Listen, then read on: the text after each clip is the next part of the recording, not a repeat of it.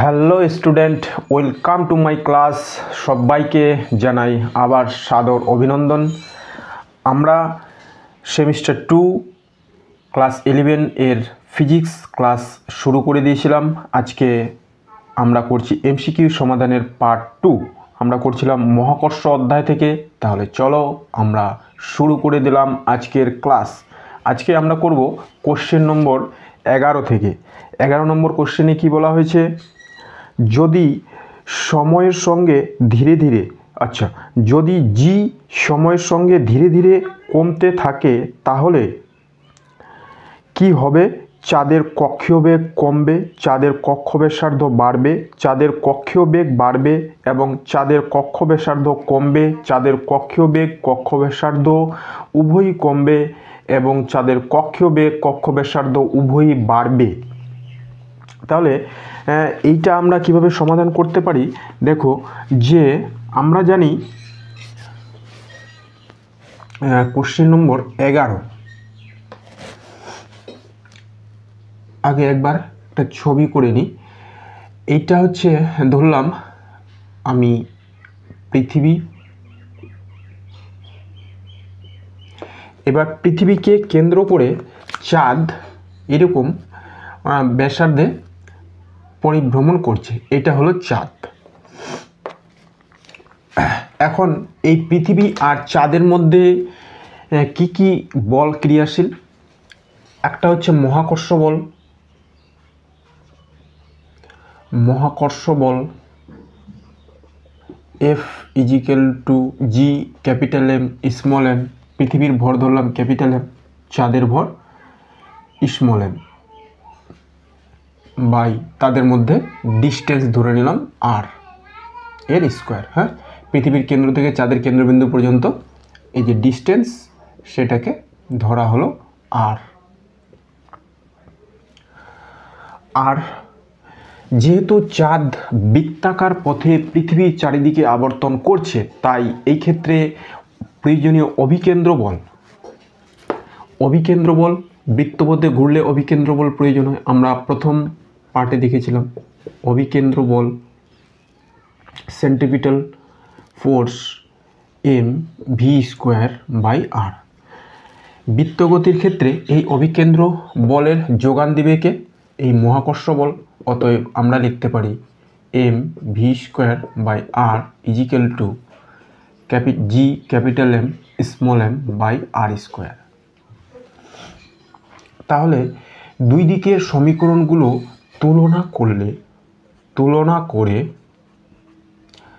তুলনা করে পাই v² সমানুপাতি, যদি বাকিগুলো পৃথিবীর ভর, চাঁদের ভর, তাদের মধ্যবর্তী দূরত্ব যদি কনস্ট্যান্ট ধরে নিই, v² সমানুপাতি কি? g, তাই না? v² অর্থাৎ চাঁদের যে রৈখিক বেগ v², সেটা g এর সঙ্গে সমানুপাতি। যদি g, কোশ্চেন নম্বর 1, কন্ডিশন 1, যদি g = 0 হয়ে যায়, g 0 হয়ে যায়, তাহলে আমাদের যে চাঁদ সেটা স্পর্শক বরাবর, হ্যাঁ চাঁদ, যদি এইভাবে ঘুরে চাঁদ স্পর্শক বরাবর বাইরে ছিটকে যাবে। এইভাবে যদি ঘুরে চাঁদ স্পর্শক বরাবর, বৃত্তপথের স্পর্শক বরাবর বাইরে ছিটকে যাবে। লিখব g 0 হলে চাঁদ স্পর্শক বরাবর বাইরে ছিটকে যাবে। এবং 2 নম্বর হচ্ছে, যদি g এর মান ধীরে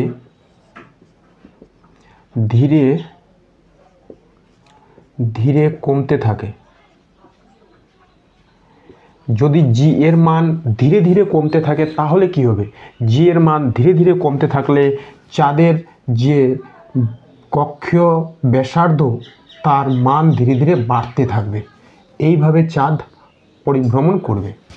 ওকে, তাহলে লিখব g এর মান ধীরে ধীরে কমতে থাকলে চাঁদের কক্ষীয় ব্যাসার্ধ বাড়তে থাকবে।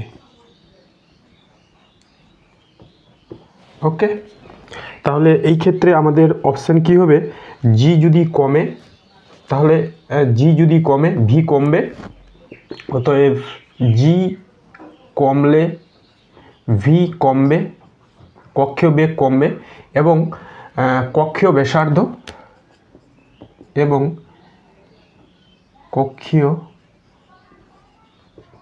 ব্যাসার্ধ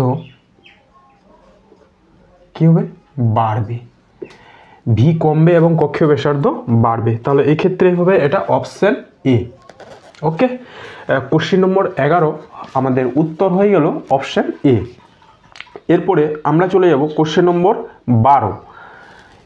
স্মল এম এবং ক্যাপিটাল এম ভরের দুটি গোলক বায়ুতে রাখা আছে এবং তাদের মধ্যে মহাকর্ষীয় বল এফ। এখন দুটি গোলকের মধ্যবর্তী স্থান 3 আপেক্ষিক গুরুত্ব বিশিষ্ট একটি তরল দ্বারা ভর্তি করা হলো। এখন মহাকর্ষীয় বলের মান কত হবে? আমরা দেখেছিলাম মহাকর্ষীয় বল সার্বজনীন, অর্থাৎ মহাকর্ষীয় বল তাপমাত্রা, উষ্ণতা, চুম্বকত্ব, ইলেকট্রোম্যাগনেটিক ফোর্স এবং তাদের মধ্যবর্তী মাধ্যমের উপর নির্ভর করে না, তাই না? মহাকর্ষীয় বল ছিল সার্বজনীন, তাই মহাকর্ষীয় বল দুটি বস্তুর মধ্যে মহাকর্ষীয় বল গণনার ক্ষেত্রে তাদের মধ্যবর্তী মাধ্যমের পরিবর্তন করা হলেও মহাকর্ষ বলের মানের কোনো পরিবর্তন হবে না।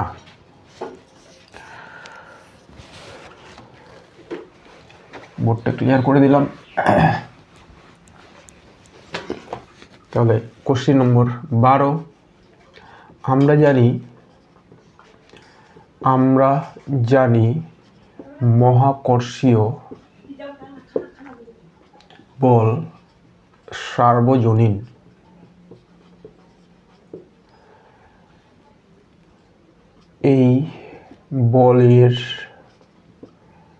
এই বলের মান দুটি বস্তুর মধ্যবর্তী মাধ্যমের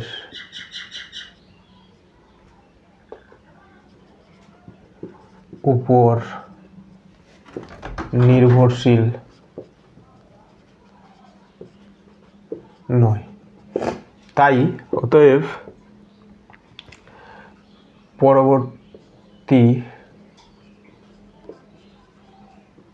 কালে মহাকর্ষ বলের মান একই থাকবে। এটা কত হবে? এফ। তাহলে এটা হবে অপশন সি। ওকে, তাহলে কোশ্চেন নম্বর 12 হয়ে গেল আমাদের অপশন সি। এরপর আমরা শুরু করছি কোশ্চেন নম্বর 13। পৃথিবীর ব্যাস বরাবর একটি সুড়ঙ্গ কেটে একটি পাথর ওর মধ্যে ফেলা হলো। পাথরটি যখন পৃথিবীর কেন্দ্রে পৌঁছাবে তখন এর ভর থাকবে, কোনো ওজন থাকবে না, ভর ও ত্বরণ শূন্য হয়ে যাবে। ত্বরণ থাকবে কিন্তু ওজন থাকবে না, ভর ও স্থিতিশক্তি দুই শূন্য হয়ে যাবে। তাহলে আমাদের এই ছবিটা, বোর্ডটা ক্লিয়ার করে দিলাম। কোশ্চেন নম্বর 13, এটা হচ্ছে আমাদের পৃথিবীর এরকম সুড়ঙ্গ করে যদি ওর মধ্যে একটি পাথর পৃথিবীর কেন্দ্রে পৌঁছাবে, সুড়ঙ্গ কেটে একটি পাথর এখানে ফেলে দেওয়া হলো। তাহলে এই পাথরটি যখন পৃথিবীর কেন্দ্রে পৌঁছাবে তখন এর ভর, ওজন, ত্বরণ, বেগ কি হবে, তাই তো? আচ্ছা, এটা হচ্ছে কোশ্চেন। তাহলে প্রথমত আমরা ভরের কথা ভাবি। আমরা জানি কোনো পদার্থের ভর তার নিজস্ব ধর্ম, অর্থাৎ ভর, অবস্থান, দূরত্ব, উচ্চতা এর উপর নির্ভর করে না। ভর পদার্থের নিজস্ব ধর্ম, ভর সব জায়গায় সমান থাকে। আমরা জানি পদার্থের ভর তার নিজস্ব ধর্ম। হ্যাঁ, আমরা জানি পদার্থের ভর তার নিজস্ব ধর্ম, তাই এটি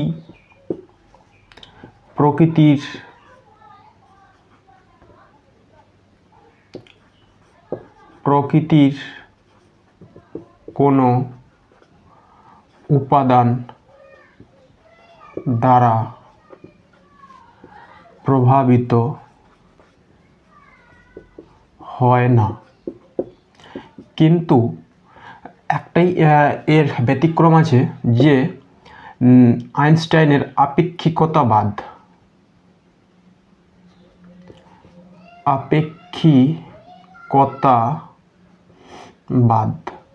যেখানে বলা হয়েছে যদি বস্তুর গতিবেগ আলোর গতিবেগের কাছাকাছি হয়ে যায় তাহলে বস্তুর যে রেস্ট মাস, স্থির অবস্থায় যে ভর, তার পরিবর্তন হতে পারে।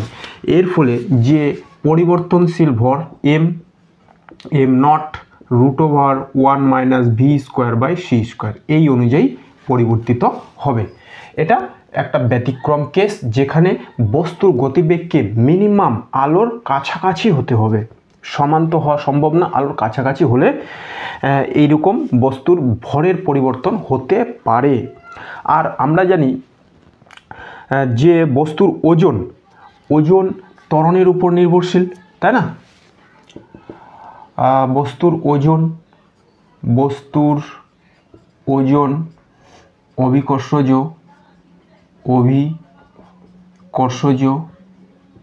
ত্বরণের উপর নির্ভরশীল।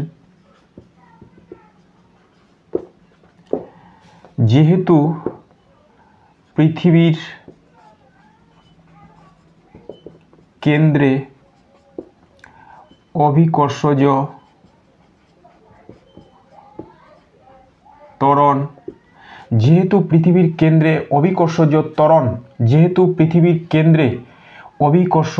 ত্বরণ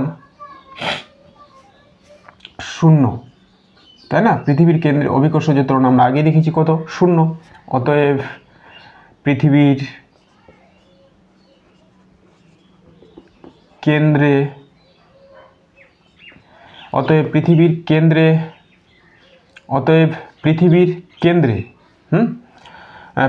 কেন্দ্রে বস্তুর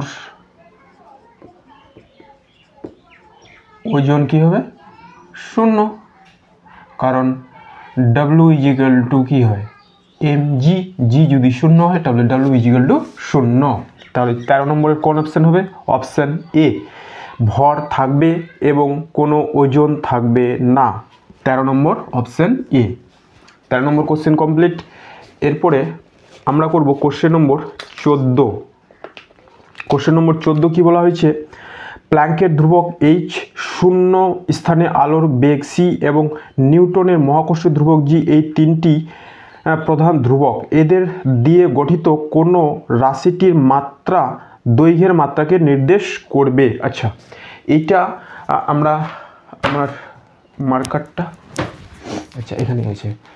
এটা আমরা দুটি পদ্ধতিতে করতে পারি, একটা হচ্ছে অপশন টেস্ট করে, আর একটা হচ্ছে XYZ পদ্ধতি, অর্থাৎ মাত্রা বিশ্লেষণে যে আমরা 3 নম্বর ধর্মটা পড়েছিলাম, কোনো রাশির কোনো একটা সমীকরণের ক্ষেত্রে রাশিদ্বয়ের মধ্যে যে সম্পর্ক মাত্রা বিশ্লেষণের সাহায্যে বের করে যায়, একটা রাশি অন্য রাশির উপর কীভাবে নির্ভরশীল, এই কনসেপ্টটা দিয়ে আমরা করতে পারি। আমরা একবার একে অপশন টেস্টে করে নেব, তারপরে ওই মাত্রা বিশ্লেষণের সাহায্যে একবার দেখিয়ে দিব করাটা। আমরা জানি E = h নিউ। আগে আমরা যে রাশিমালাগুলো দেওয়া আছে তার মাত্রাগুলো বের করে নিই। তাহলে h = E/নিউ। হ্যাঁ, h = E/নিউ। ই এনার্জি বা শক্তি, তাহলে শক্তির একক কি, শক্তির মাত্রা কি? mL² T⁻⁻2 এবং নিউ T⁻⁻1। তাহলে প্ল্যাঙ্কের কনস্ট্যান্টের মাত্রা কি হয়ে গেল? mL² T⁻⁻1।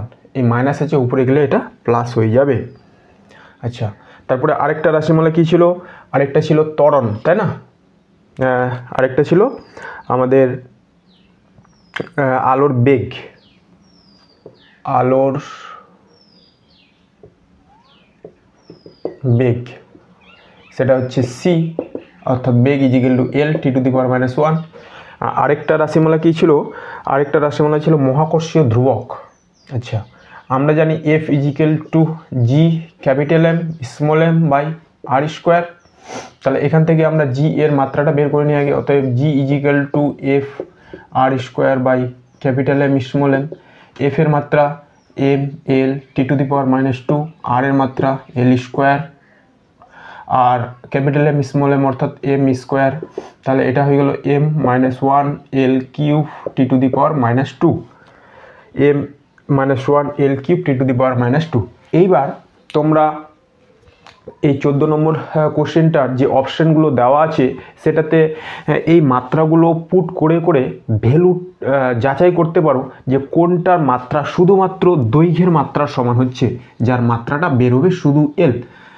তাহলে তোমাদের এটা হোম টাস্ক থাকলো। আমি যেটা উত্তরে আমি সবগুলো করেছিলাম, আমি যেটা উত্তর সেটা শুধু করে দিচ্ছি। আচ্ছা, এটার উত্তরটা মেলাতে গেলে একটা সমস্যা ছিল যে একটু চেঞ্জ করতে হবে। আমাদের যে অপশানটা ছিল, তাই না, 1 2 না, এটা অপশান সি এর সঙ্গে মিলবে। এটাতে দেখা যাচ্ছে আমাদের যেটা চেঞ্জ করতে হবে সেটা হবে H G by C to the power 3। এটা আমি নিটে আসা একটা কোশ্চেন, সেটার সঙ্গে ম্যাচ করে দেখেছিলাম যে এখানে সি টু দি পাওয়ার 3 হবে। ওকে, তাহলেই এটা এল এর মাত্রার সঙ্গে সমান হচ্ছে। তো এটা আমরা এবার যাচাই করি, দেখি মিলছে কিনা। প্রথমে এইচ এর কি M L square T to the power -1, তারপরে জি এর কি M -1 L cube T to the power -2, C L T to the power -1 এর কিউব। তারপরে কি হবে, এখানে এম +1, তাহলে এটা কেটেই গেল। আর এদিকে থাকছে তোমার এল to the power 5 T to the power -2, আর নিচে এল cube T to the power -3, তাই না, টি টু দি পাওয়ার -3। এটা হয়ে গেল। আচ্ছা, টি -1 আর -2, আচ্ছা -3, সরি -2 না -3। তাহলে উপরে টি টু দি পাওয়ার -3, নিচেও টি টু দি পাওয়ার -3, এটা ওটা কেটে গেল। তাহলে কী থাকছে এল, এখানে 5 এখানে 3 অর্থাৎ 2 √L2 = L। ওকে, সরি। তাহলে এটা আমাদের কোন অপশানের সঙ্গে মিলল, অপশান সি। ওকে, এরপর আমরা এই অঙ্কটারই যে XYZ পদ্ধতিতে, অর্থাৎ মাত্রা বিশ্লেষণ, যেখানে একটি রাশির মাত্রাকে অন্য রাশির মাত্রা দিয়ে প্রকাশ করতে হবে, সেই পদ্ধতিতে একবার দেখে নিই। এইটা আমরা সমাধান করে রেখেছি। তাহলে কি করব, লিখব ধরি L equal to C to the power X, H to the power Y এবং G to the power Z. তাহলে সি অর্থাৎ আলোর বেগ এর মাত্রা কী ছিল, এল টি টু দি পাওয়ার -1, এর উপরে হলো এক্স, এইচ যার প্ল্যাঙ্কের কনস্ট্যান্ট, যার মাত্রা আমরা বের করেছিলাম M L square T to the power -1, এর উপরে পাওয়ার ওয়াই, এবং জি এর মাত্রা M -1 L cube T to the power -2, এর উপরে জেড। এবার এগুলোকে সবগুলোকে ভেঙে দিলাম, L X T to the power -x, আর এটা ভাঙলে M Y L to the power 2y এবং টি টু দি পাওয়ার -y, আর এটা ভাঙে দিলে M -z L to the power 3z T to the power -2z। এবার এই পাওয়ার এর সঙ্গে যেহেতু এম আর টি টার্মটি নেই, তাহলে এর পাওয়ারগুলো আমাকে 0 নিতে হবে, এবং এল আর এল এর পাওয়ারগুলি যদি যোগ করি তাহলে পাচ্ছি এল to the power x + 2y + 3z, এবং টি এর পাওয়ারগুলি যদি যোগ করি তাহলে পাই x - y - 3z, এবং এম এর পাওয়ারগুলি যদি যোগ করি তাহলে পাই y - z। এবার বাম পক্ষ ডান পক্ষ তুলনা করব আমরা এম এর পাওয়ারের সঙ্গে। এম এর পাওয়ারের তুলনা করলে পাচ্ছি y minus z equal to 0, অতএব ওয়াই ইজিক্যাল টু জেড। এবং যদি এল এর পাওয়ারের সঙ্গে এল এর পাওয়ার তুলনা করি তাহলে কি পাচ্ছি, এটা x plus 2y plus 3z equal to 1। এবং টি এর পাওয়ারের সঙ্গে টি এর পাওয়ার তুলনা করলে আমরা পাবো minus x minus y minus 2z equal to 0। এগুলো হচ্ছে তুলনা করে বসালাম। তাহলে এখানে আমরা লিখতে পারি y equal to minus y equal to z. এবার ওয়াই ইজিক্যাল টু জেড আমরা এই সমীকরণে এবং এই সমীকরণে বসিয়ে দিব। তাহলে ওয়াই ইজিক্যাল টু যদি জেড বসাই তাহলে এটা হয়ে যাচ্ছে 2z এবং এটা হয়ে যাচ্ছে জেড। তাহলে এখানে 2z আর 3z যোগ করে দেবো হচ্ছে 5z, y x plus 5z equal to 1। এবং এইখানে minus Z minus 2z minus 3z, এটা আরেকটা সমীকরণ। এবার এই দুটো সমীকরণকে যদি আমরা যোগ করে দিই, তাই না, যদি যোগ করি তাহলে এক্স এক্স কেটে যাবে, তাহলে 5z minus 3z equal two হয়ে যাবে 2z, আর এটা যোগ করলে 1, অতএব জেড ইজিক্যাল টু হাফ। এখানে দেখতে পাচ্ছি জেড ইজিক্যাল যদি হাফ হয় তাহলে ওয়াই ইজিক্যাল টু কী হবে, হাফ। এরপরে এই y equal to z equal to half যদি আমরা এই সমীকরণে বসিয়ে দিই তাহলে আমরা পেয়ে যাব এক্স এর মান। অতএব x is equal to 1 minus 2y 3z, এটাকে এই পারে নিয়ে গেলে এই পারে নিয়ে গেলে মাইনাস। এবার হাফ হাফ বসিয়ে দিলাম ওয়াই আর জেডের মান, তাহলে এটা এটা কেটে যাবে আর এখানে থাকছে মাইনাস 3/z, তাহলে 1 মাইনাস 1 হয়ে যাবে 0। অতএব আমরা পেলাম এক্সের মান মাইনাস 3/2, ওয়াই এর মান হাফ, জেডের মান হাফ। সেই মানগুলো আমরা এই যে সমীকরণটা সেখানে বসিয়ে দিলাম। এক্সের মান সি এর পাওয়ার ছিল এক্স, তাহলে কি বসবে মাইনাস 3/2, এইচ এর পাওয়ারে ছিল ওয়াই তাহলে হাফ, এবং জি এর পাওয়ার এটা ছিল জি এর পাওয়ারে হচ্ছে হাফ। এবার এটাকে যদি হাফটার জন্য রুট ওভারটা নিয়ে নিই, এখানে মাইনাস আছে তাহলে সিটা চলে যাবে নিচে, এই জি by C to the power 3। ওকে, তাহলে আমরা দেখতে পেলাম যে এটা সি নম্বর অপশানটার সঙ্গে মিল খাচ্ছে। ওকে, তাহলে আমাদের 14 নম্বর হয়ে গেল। এরপরে আমরা চলে যাব কোশ্চেন নম্বর 15-তে। পৃথিবীর কেন্দ্রে চাপের রাশিমালাটি প্রতিষ্ঠা করো। চাপের রাশিমালাটি হবে কোনটার সমানুপাতি? পি ইজিক্যাল টু 0 হবে, পি সমানুপাতি জি রো আর স্কোয়ার হবে, পি সমানুপাতি G rho square R square হবে, পি সমানুপাতি জি স্কোয়ার রো আর স্কোয়ার হবে। পৃথিবীর কেন্দ্রে চাপের রাশিমালাটি আমাদের প্রতিষ্ঠা করতে বলা হয়েছে, তাই তো? এবার আমরা আগে বোর্ডটা ক্লিয়ার করে দিই। আমাদের পৃথিবীর কেন্দ্রে, তাহলে এইটা হচ্ছে আমাদের পৃথিবী। ধরলাম পৃথিবীর কেন্দ্রে আমাদের চাপের রাশিমালা নির্ণয় করতে হবে। তাহলে পৃথিবীর এটা হলো কেন্দ্র, তাহলে কেন্দ্র থেকে আর দূরত্বে একটা ডি আর বেদের খুব পাতলা গোলক কল্পনা করা হলো।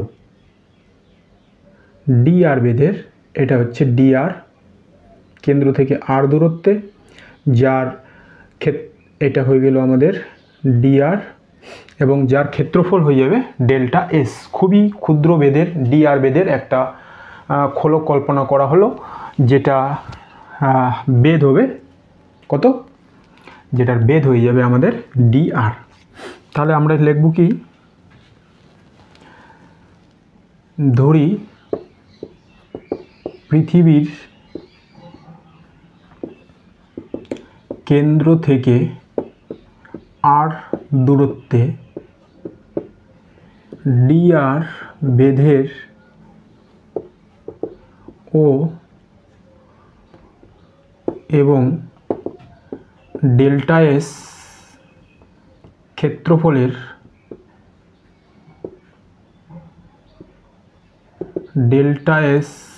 ক্ষেত্রফলের একটি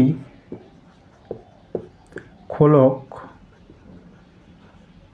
কল্পনা করা হলো। তাহলে এই খোলকটা কতটা চাপ অনুভব করবে, এটাকে আমরা বলবো কম্প্রেশন প্রেসার। তাহলে এই খোলকটাতে যে চাপ ডেল্টা এস ক্ষেত্রফলের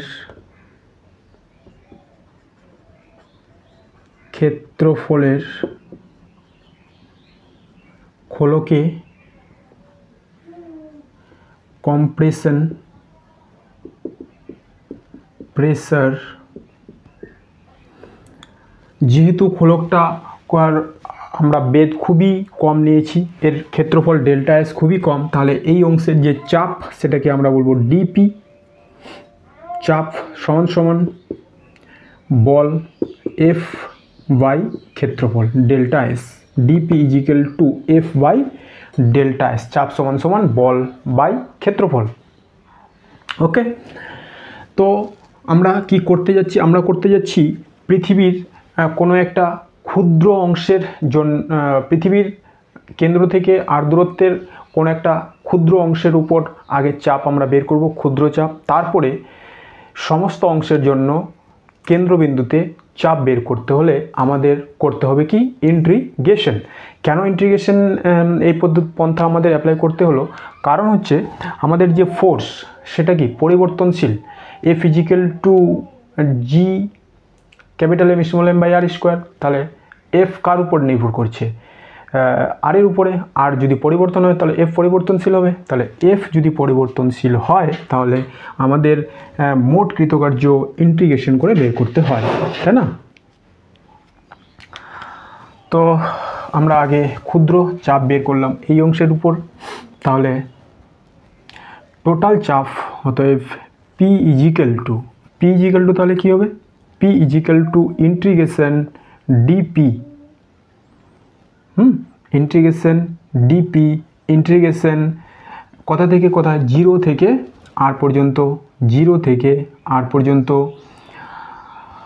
কেন্দ্র থেকে পৃথিবীর ব্যাসার্ধ আর। আচ্ছা, পৃথিবীর যে ব্যাসার্ধ এখান থেকে এই ব্যাসার্ধ আর,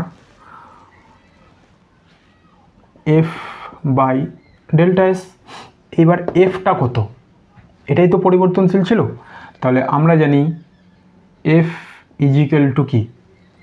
জি capital M small m by R square. ঠিক আছে, তাহলে এইটুকু অংশের জন্য যে আকর্ষণ বল সেটা কত? এই খোলকটা আর এই অভ্যন্তরীণ যে গোলক তাদের মধ্যে আকর্ষণ বল এটা। হ্যাঁ, বাইরের খোলকটা তো এই অংশটার উপরে কোনো মহাকর্ষ বল প্রয়োগ করবে না। আমরা মহাকর্ষ বল যখন ভূগর্ভের অভ্যন্তরে চলে যাব, কার জন্য অনুভব করবে বলেছিলাম? সেটা হবে পৃথিবীর অভ্যন্তরীণ যে পার্ট, তার জন্যই বাইরের খোলকটা মহাকর্ষ বল অনুভব করবে। অতএব আমাদের এই এম ডেস হয়ে গেল এই অংশটা এবং এম হয়ে গেল এই অংশটা। ওকে, তাহলে এইবার ডিস্টেন্সটা আমাদের জানা আছে। এইবার এটাকে আমরা এখানে পুট করব এবং এই ভরগুলোকে ব্যাসার্ধ রূপে লেখার চেষ্টা করব। আচ্ছা, এম ডেস না, এমই লিখেছি, থাক এম। হ্যাঁ, তাহলে এম সমান সমান কী হবে? 4/3 পাই ব্যাসার্ধটা আর কিউব, ব্যাসার্ধ আর cube, 4/3 pi R cube, rho পৃথিবীর ঘনত্ব। হ্যাঁ, ভর ইজিক্যাল টু আয়তন ইন্টু ঘনত্ব, অর্থাৎ rho is equal to M by V. এখান থেকে M is equal to V rho. V এই অংশের আয়তনটা আমরা বের করলাম, কারণ অভ্যন্তরীণ যে অংশ সেটার ভর আমরা নিচে গিয়ে তো মাপতে পারবো না, তাই আয়তন ইন্টু আমরা কি করে নিলাম? ঘনত্ব। ঘনত্ব পৃথিবীর সব জায়গায় সমান থাকবে। আর স্মল এমটা, স্মল এম হয়ে যাবে আমাদের স্মল এমের ভর। তাহলে আয়তন ইন্টু ঘনত্ব, আয়তনের কী হবে? প্রস্থচ্ছেদের ক্ষেত্রফল আমরা কত ধরেছি? Delta S. হ্যাঁ, ডেল্টা এস প্রস্থচ্ছেদের ক্ষেত্রফল, এবং এর যে বেদ সেটা হলো ডিআর, প্রস্থচ্ছেদের ক্ষেত্রফল ইন্টু ডিআর। তারপরে ঘনত্ব, এর আয়তন হচ্ছে চোঙের যে আয়তন প্রস্থচ্ছেদের ক্ষেত্রফল ইন্টু বেদ ডিআর। আচ্ছা, এইবার আমরা হচ্ছে এই মানগুলো এখানে বসাবো। তাহলে ইন্টিগ্রেশন 0 টু r জি, ক্যাপিটাল এম এর মান 4/3 পাই আর কিউব রো, এবং স্মল এম এর মান ডেল্টা এস ডিআর রো। আর নিচে, আচ্ছা নিচে কী আছে, এটা তো হচ্ছে এটা, হ্যাঁ নিচে একটা আর স্কোয়ার, এই আর স্কোয়ারটা এফ এর মান যখন বসাবো এই আর স্কোয়ারটা, আর এইখানে একটা ডেল্টা এস, এইটা আছে, তাই না? আর কিছু, এম এর মান এটা বসালাম, স্মল এম এর মান এটা বসালাম, জি বসাইছি, এই আরটা এটা, এই এসটা এটা। এবার দেখো কি কি কেটে যাবে। তাহলে এটার সঙ্গে এটা কেটে যাবে, এটার সঙ্গে এটা কেটে যাবে। এবার কি কমন যাবে, সেটা কমন নিই, 4/3 জি পাই, হ্যাঁ 4/3 জি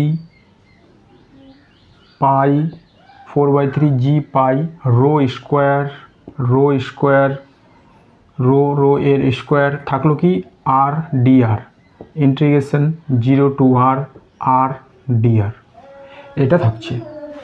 এবার আর ডিআর এর ইন্টিগ্রেশন কী হবে, সমান সমান 4/3 জি পাই রো স্কোয়ার, আর ডিআর এর ইন্টিগ্রেশন হচ্ছে আর স্কোয়ার বাই 2, 1 + 1 1 + 1 সমান সমান 2, অর্থাৎ integration x two the power n dx সমান সমান x two the power n + 1/n+1।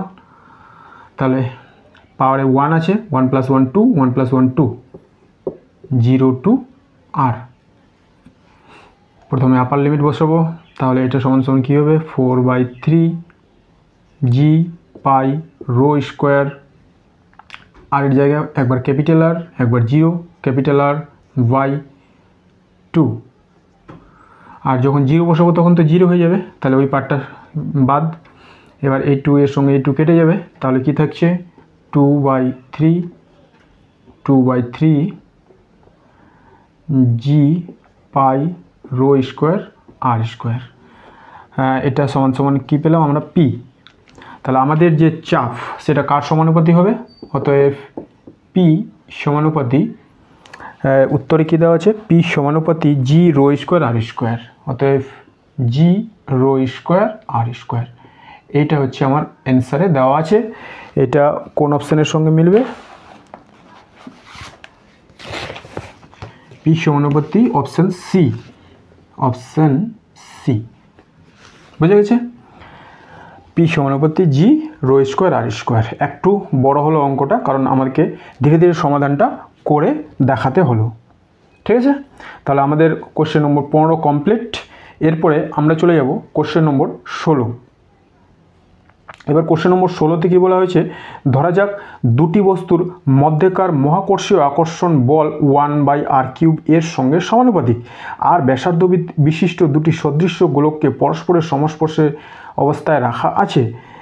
তাহলে মধ্যেকার মহাকর্ষীয় বল দূরত্বের সঙ্গে কিভাবে পরিবর্তিত হবে। আচ্ছা,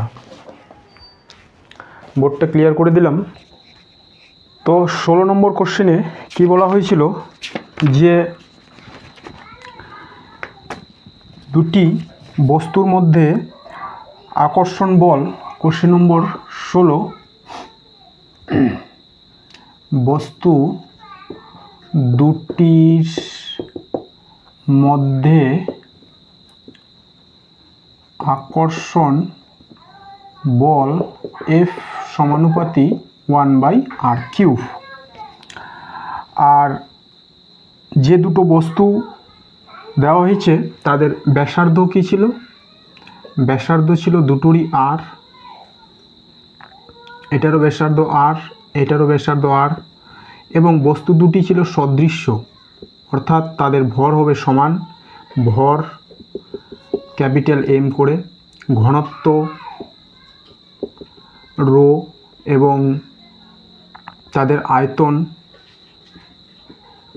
ভি।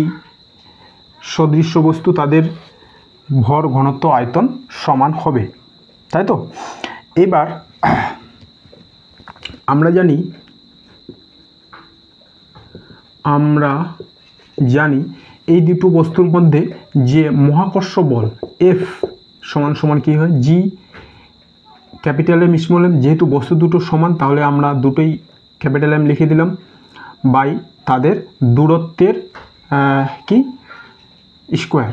কিন্তু এখানে এফ সমানুপাতে কী বলা হয়েছে, আর এর কিউব, তাহলে হবে 2r, আর প্লাস আর 2r এর কিউব, এইটা, তাই না?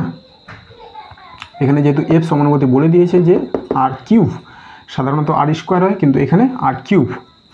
এবার আমরা কি করব, এই ভর সম্পর্কে কোনো তথ্য দেওয়া ছিল না, শুধুমাত্র ব্যাসার্ধ দিয়ে সম্পর্কে তথ্য দেওয়া ছিল, আর বাকি এগুলো আমরা ধরে নিয়েছি বস্তুর ভর, যেহেতু সদৃশ্য বস্তু, ঘনত্ব এবং আয়তন। এখন আমরা কি করতে পারি যে এই ভরকে আমরা ঘনত্ব ও আয়তনের টার্মে লিখব, কারণ আমরা জানি rho is to M by V, ভর ইন্টু আয়তন, তাহলে এম সমান সমান ভি ইন্টু রো। আচ্ছা, তাহলে এম সমান সমান ভি ইন্টু রো, আবার ভি সমান সমান কি 4/3 পাই আর কিউব, তারপরে রোটা ছিল।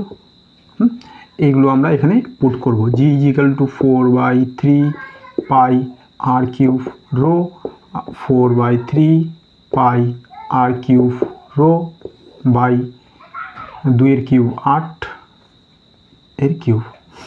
এবার এফ ইজ ইকাল টু কী কেটে যাবে, এই 4 দিয়ে 8কে কেটে দিব 2, আর কিউব কেটে যাবে, তাহলে কি থাকছে, উপরে 4 জি 4 আর নিচে 3 3 আর 2, 3 3 9, 9 2 18, 4/18।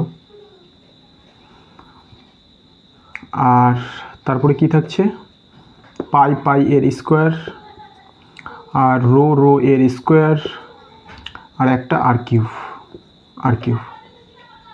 তাহলে আমরা কি দেখতে পাচ্ছি, এফ সমানুপাতি কি 4/18, আর জি পাই রো এগুলো কনস্ট্যান্ট, তাহলে এফ সমানুপাতি আর কিউব।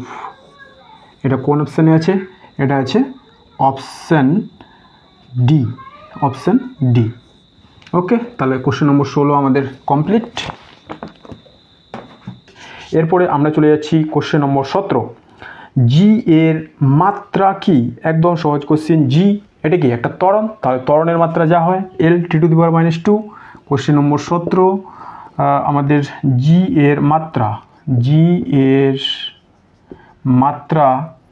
L T⁻²। এটা হয়ে গেল আমাদের অপশান বি, জি এর মাত্রা L T⁻²। এরপরে অভিকর্ষজ ত্বরণের মান, কোশ্চেন নম্বর 18, অভিকর্ষজ ত্বরণের মান কত? আমরা জানি অভিকর্ষজ ত্বরণের মান সিজিএস পদ্ধতিতে 981 সেন্টিমিটার পার সেকেন্ড -2 এবং এসএ পদ্ধতিতে 9.81 বা 80 মিটার সেকেন্ড -2। তাহলে কোশ্চেন নম্বর 18 আমাদের এটা সিজিএস পদ্ধতিতে মানটা দেওয়া আছে, জি এর মান কত, 981 সেন্টিমিটার সেকেন্ড -2। এটা হয়ে গেল আমাদের অপশান এ। ওকে, এরপরে ওজনের মাত্রা কত? ওজন অর্থাৎ W = mg।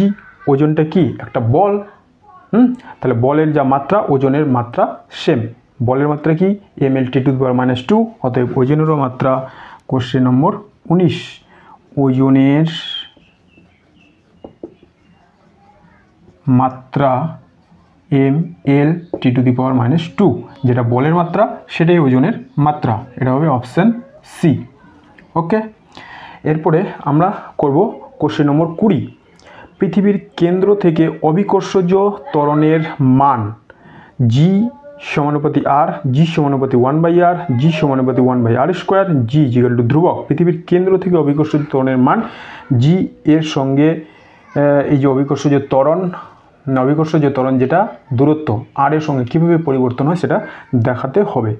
আচ্ছা, এইখানে কোশ্চেনটাতে একটা পয়েন্ট মিসিং আছে, সেটা হচ্ছে যে এই যে আর সেটা পৃথিবীর কেন্দ্র থেকে ভূপৃষ্ঠ পর্যন্ত, যেটা পৃথিবীর ব্যাসার্ধের সঙ্গে সম্পর্কটা করতে বলেছে, না পৃথিবীর ব্যাসার্ধ থেকে আরও কিছু দূরে দূরে পৃথিবীর অভিকর্ষজ ত্বরণের সঙ্গে আর এর সম্পর্কটা দেখাতে বলেছে। অর্থাৎ আটটা ব্যাসার্ধ পৃথিবীর ব্যাসার্ধ থেকে ছোট না পৃথিবীর ব্যাসার্ধ থেকে বড়, এই জিনিসটা দেওয়া নেই।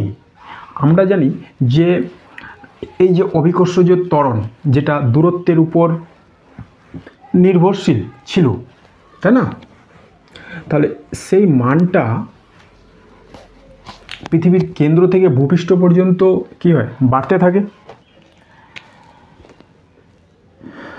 এই হলো আমাদের পৃথিবীর কেন্দ্র থেকে ব্যাসার্ধ পর্যন্ত, পৃথিবীর কেন্দ্রে জি অভিকর্ষজ ত্বরণ 0, এটা হলো পৃথিবীর কেন্দ্র, অভিকর্ষজ ত্বরণ 0।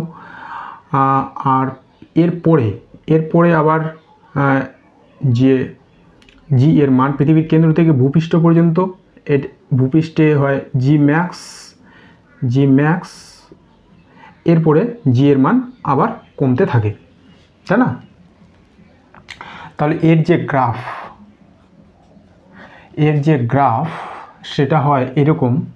পৃথিবী, এটা হচ্ছে আমাদের কেন্দ্রবিন্দু থেকে যাত্রাটা স্টার্ট করলাম, কেন্দ্রবিন্দু থেকে ভূপৃষ্ঠ পর্যন্ত, এটা হলো ভূপৃষ্ঠ, এইখানে হয় জি ম্যাক্স। এরপরে জি এর যে মান সেটা হচ্ছে ধীরে ধীরে আবার কমতে থাকে, ঠিক আছে? এটা ভূপৃষ্ঠ, আর এটা হচ্ছে এটা এইদিকে তাহলে দূরত্বটা বোঝাবে, এইদিকে হচ্ছে ত্বরণটা বোঝাবে। এটা হলো আমাদের ভূপৃষ্ঠ, এটা হলো কেন্দ্র। ভূপৃষ্ঠে পৃথিবীর কেন্দ্রে অভিকর্ষজ ত্বরণের মান 0, কেন্দ্র থেকে ধীরে ধীরে ধীরে ধীরে ধীরে আমরা ভূপৃষ্ঠে পৌঁছালাম। ভূপৃষ্ঠে অভিকর্ষজ ত্বরণের মান ম্যাক্সিমাম, তারপরে ভূপৃষ্ঠ থেকে যত দূরে যাব আবার অভিকর্ষজ ত্বরণের মান ধীরে ধীরে কমতে থাকবে। তাহলে অ্যাকর্ডিং টু ডাটা অনুযায়ী আমরা বলতে পারি যে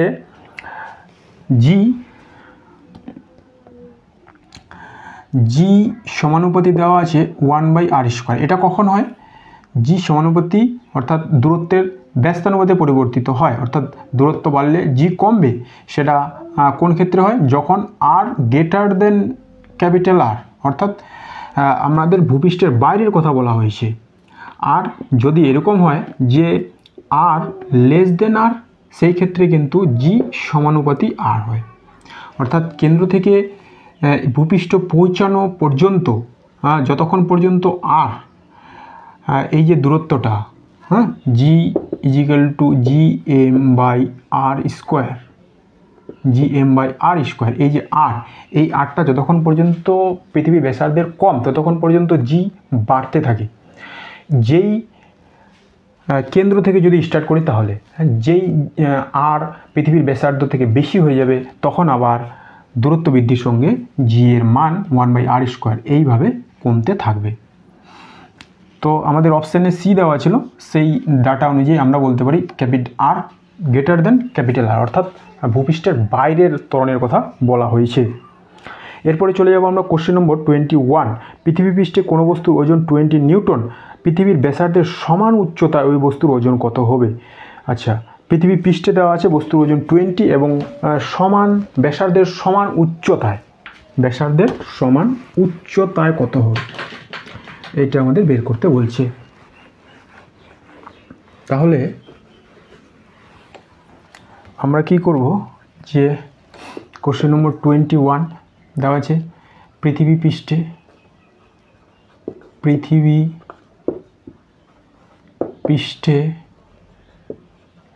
বস্তুর ওজন কত? পৃথিবী পৃষ্ঠে বস্তুর ওজন 20 নিউটন, এটাই দেওয়া আছে। পৃথিবী পৃষ্ঠে বস্তুর ওজন 20 নিউটন। এবার তোমাকে বলেছে যে ভূপৃষ্ঠ থেকে বস্তুটাকে কত উচ্চতায় নিয়ে যাও, পৃথিবীর যতটা ব্যাসার্ধ ততটা উচ্চতায় উপরে নিয়ে যাও। তাহলে সেই জায়গায় পরিবর্তন কী হবে? বস্তুর ভর তো পরিবর্তনশীল নয়, ভর পদার্থের নিজস্ব ধর্ম, এটা পরিবর্তনশীল নয়। পরিবর্তন কে হবে? ওজন কার উপর নির্ভরশীল? জি এর উপর নির্ভরশীল। ভূপৃষ্ঠ থেকে আর উচ্চতায়, ব্যাসার্ধের সমান উচ্চতায় গেলে জি অনেকটাই কমে যাবে। তাহলে সেই ক্ষেত্রে আমাদের জি আগে বের করতে হবে, তারপরে আমরা কি বের করব? ত্বরণটা বের করব। তাহলে আমরা জানি জি ইজিক্যাল টু কি? G M by R square, তাই না? তো জি ড্যাশ, অতএব জি ড্যাশ সমান সমান কী হবে? জি এম বাই 2r এর স্কোয়ার। আমাদের বলা হয়েছে যে কত উচ্চতা নিয়ে যেতে? ব্যাসার্ধের সমান উচ্চতা নিয়ে যেতে। তাহলে হয়ে যাবে 2r স্কোয়ার, আরটা দ্বিগুণ হয়ে যাবে দূরত্বটা। এটা হচ্ছে ভূপৃষ্ঠে অভিকর্ষজ ত্বরণের মান। তাহলে এটা হয়ে গেল জি এম বাই 4r এর স্কোয়ার, তাই না? তাহলে এটা হচ্ছে জি এম, আচ্ছা আবার দেখো G M by R square মানে জি, তাহলে এটা হচ্ছে 1/4 জি সমান সমান জি বাই 4। অতএব ডাব্লু ড্যাশ কত হয়ে যাবে? W dash is equal to M G dash সমান সমান M G by 4 M G, আমাদের এই যে এম জি এটাই সমান সমান W is equal to M G সমান সমান কত দেওয়া আছে? 20/4 সমান সমান 5 নিউটন। তাহলে 5 নিউটন কোন অপশানে আছে? এটা হচ্ছে অপশান ডি। ওকে, তাহলে ঠিক আছে বন্ধুরা, আজকের মতো ক্লাসটি আমি এখানেই শেষ করছি। আমি চেষ্টা করব তোমাদের বাকি সেমিস্টার 2 এর যে থিওরি ক্লাস, এমসিকিউ ক্লাস, অঙ্ক ক্লাস সেগুলো তাড়াতাড়ি পড়িয়ে দেওয়ার। যদি ক্লাস ভালো লাগে চ্যানেলকে সাবস্ক্রাইব করো, বন্ধুদের কাছে শেয়ার করো। ধন্যবাদ।